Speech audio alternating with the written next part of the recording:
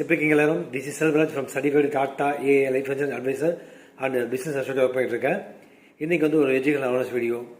Top 3 reasons வந்து why women hold the life insurance industry.